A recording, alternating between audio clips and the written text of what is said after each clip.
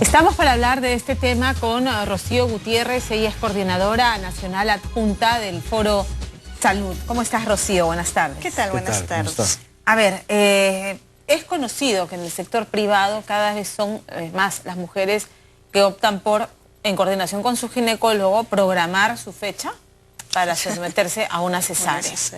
Como, o sea, bajo el argumento de voy a sufrir menos, no tengo que hacer el parto natural, ¿no es cierto? A pesar de que en el sector privado el tema de la asistencia con la anestesia epidural hace la labor bastante más liviana que un parto natural sin epidural, ¿no es cierto? Pero me sorprende que ocurra lo mismo en el sector público, donde yo tenía entendido que digamos, no se fuerza a nadie, pero se le recomienda a la gestante el parto natural y la cesárea era la alternativa en una situación de riesgo o de requerimiento especial. Claro, lo importante sería, digamos, esta iniciativa tiene que ver con un avance también en aplicar, digamos, criterios de calidad a la atención de las mujeres en el momento del parto. Ahora hay varias lecturas en relación al incremento de la cesárea en los hospitales públicos. Una tiene que ver, por un lado, con que había también una subutilización de la cesárea oportuna y necesaria en los establecimientos de salud. O sea, ni siquiera en los casos que se necesitaba se estaba haciendo. Entonces había un retraso y una falta, digamos, de acceso de muchas mujeres que tenían complicaciones de sus embarazos o de sus partos, sobre todo en zonas más remotas del país, por falta de recursos humanos apropiados, por falta de equipamiento, de personal, etcétera. Claro, porque hacer una operación requiere sala de operaciones, anestesista, requiere otro equipo y otra complejidad. El monitoreo cardíaco. Claro. Exacto, y otra complejidad que las mujeres en muchas zonas del país no podían acceder porque nuestros hospitales todavía tienen un retraso, digamos, enorme en términos de recursos humanos especializados y equipamiento. Con las consecuencias irreversibles que eso puede tener si fuerzas un parto que debió ser por cesárea y se hace natural. Y eso, digamos, explica parte de las altas cifras de mortalidad materna que hay en el país todavía, ¿no? Entonces, sobre todo en zonas como Puno, Cusco, Amazonas, en fin, zonas en donde todavía esto no se ha resuelto. Entonces, por un lado, el incremento puede significar que en los hospitales, sobre todo en los hospitales de mayor complejidad, ya se están atendiendo o oportunamente, adecuadamente las cesáreas cuando son estas indicadas. Y por otro lado, que es lo que ese observatorio nos imaginamos tendrá que dilucidar, es si efectivamente estas tasas de cesárea que se han incrementado en los últimos años responden a un uso innecesario o a una salida, digamos,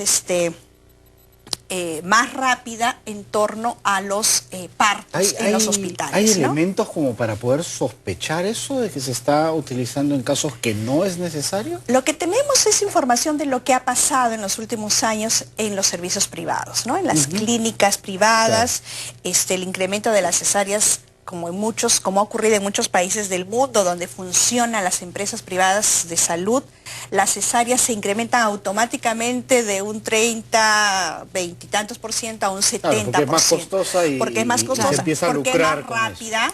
¿No? El profesional se ve liberado rápidamente de, digamos, de una atención de salud, es más costosa, en donde se pone en juego, digamos, también la decisión de las mujeres. Mucho se habla de que, claro, las mujeres optan por la cesárea por una cuestión estética, y ahí creo que hay un poco de frivolización en relación a la decisión de las mujeres, pero lo que hay que saber es que tanto son decisiones informadas, porque que tanto las mujeres conocen realmente de los riesgos versus los beneficios que puede significar una cesárea y se toman decisiones sobre la base de ello, ¿no? De la comodidad, básicamente, ¿no es cierto? O sea, programar mi parto, no espero el 9º mes o a que naturalmente mi cuerpo me avise que ya estoy para dar a luz.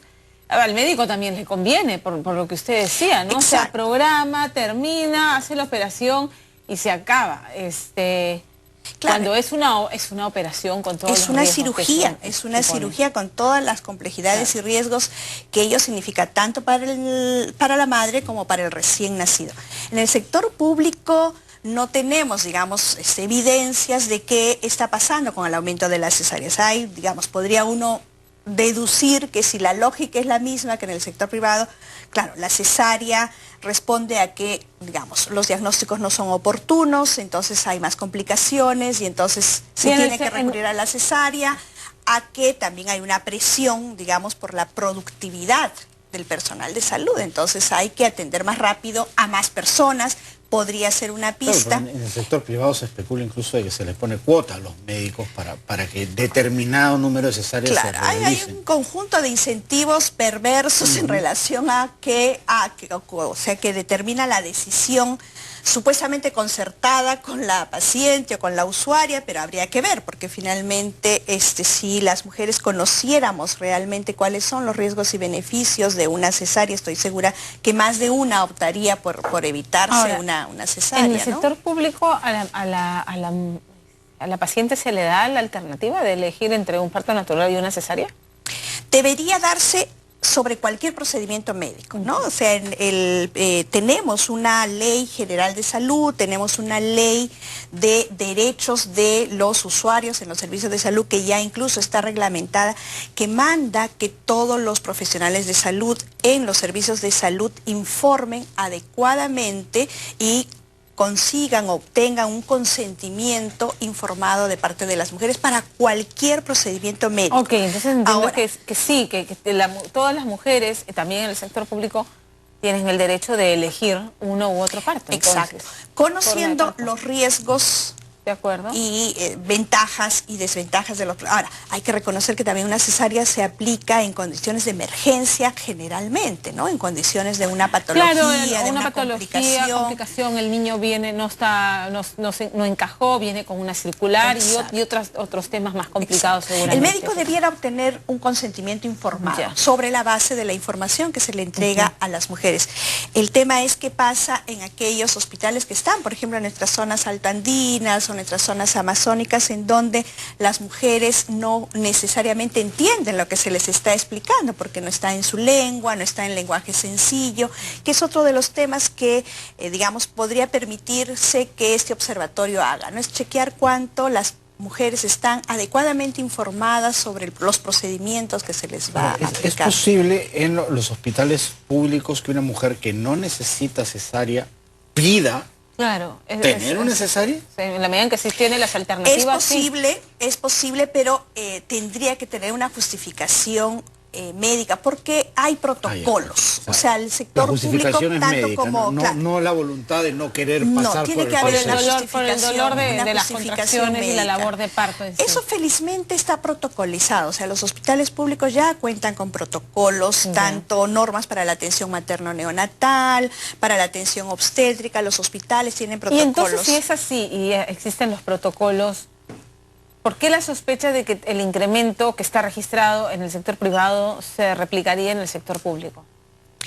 Eso es lo que hay que, digamos, eso es lo que hay que investigar, porque también es verdad que hay un mandato, digamos, una urgencia de generar mayor productividad en el sector salud, es decir, atender a más personas en menos plazo. La pregunta es, ¿se están tomando las decisiones siguiendo los protocolos, las indicaciones, digamos, determinadas para decidir por una cesárea? ¿Se están haciendo los diagnósticos oportunamente? O sea, creo que en suma lo que este observatorio debiera plantearse como uno de sus objetivos es garantizar la calidad de los servicios, es decir, que la atención de la salud materna en todos los establecimientos de salud aplique los criterios y estándares de calidad que las mujeres requieren por derecho y por justicia en un momento de parto, ¿no? Entonces creo que el mirar a través de este observatorio, el hacer esta especie de auditoría nos va a dar respuestas sobre qué está pasando en los servicios, porque llegar a una cesárea, y sobre todo si esta es de emergencia, significa que algo ha pasado en la ruta, digamos, de las mujeres a su paso por los servicios de salud, es decir, hubo un adecuado control prenatal que pudiera evitar o tratar oportunamente una complicación de un embarazo. El embarazo, digamos, tuvo los controles adecuados. adecuados, la situación nutricional de la mujer fue adecuada, conoce la mujer los medios y mecanismos para tener un parto saludable, etcétera, etcétera. Entonces, el llegar a una cesárea nos va a dar, digamos, información sobre qué está pasando con la atención de las mujeres. ¿En algún momento se le podrá dar la alternativa a las mujeres gestantes del sector público, lo que habíamos conversado, acceder a la epidural para los partos naturales? Bueno, esa es una cosa que tendrá que evaluarse desde varios ángulos, ¿no? Porque o sea, le aseguro que muchas mujeres que se hacen cesárea, y esto es por un tema de conocimiento, en el sector privado lo hacen precisamente para evitarse la labor de parto, por temor al dolor, a un trabajo de parto prolongado. Pero fíjate que la tendencia en países desarrollados y un poco también ya en el nuestro es, las mujeres quieren tener en general un parto natural. Lo que pasa es que tienen que estar adecuadamente informadas. Pero tus cifras dicen que no habrían tantas cesáreas. Bueno, es que las mujeres deciden sobre información real. O sea, es posible decidir. Muchas veces el médico te puede llevar cuando el médico te dice, mira, si no haces una cesárea en 1 hora te va a pasar esto, tu bebé le va a pasar lo otro. Bueno, ahí, digamos, tengamos también en cuenta que el médico tiene la sartén por el mango, él es el que maneja la información. Tiene el poder de la información. Entonces, si a mí me plantean la más mínima posibilidad de que algo salga mal, seguramente... Bueno, claro, vas a hacer lo que dice tu Pero, médico. digamos, la tendencia en el mundo más bien es de recurrir al parto humanizado. Es decir, el parto es un hecho históricamente natural. Es un hecho que estaba fuera de los establecimientos de salud, fuera de los hospitales, se daba en las casas, con la familia, bien acompañada. Y ahora hay una tendencia a regresar a ello, ¿verdad? Incluso a dejar de lado la de hecho hay una norma pública, que es la norma de atención del parto vertical y con adecuación cultural, es decir, darle la posibilidad a las mujeres de tener su parto de acuerdo a sus costumbres y a su cultura, ¿no? Y eso significa darlo en casa, darlo en buenas condiciones, como pasa en la mayor parte del mundo. Cuando un parto o un embarazo es saludable, está en buenas condiciones, ha sido bien controlado, puede terminar de forma natural. Con una partera en casa. Con una partera en casa, con un acompañante, en las condiciones más humanas, que además, dicho sea de paso, hay ya numerosas evidencias que dicen que el parto natural o el parto en condiciones humanas, seguras, cálidas, no medicalizadas en extremo, tiene mejores efectos sobre la salud del recién nacido. Mejora la posibilidad de la lactancia materna, genera mejor vínculo, las mujeres tienen mejores consecuencias.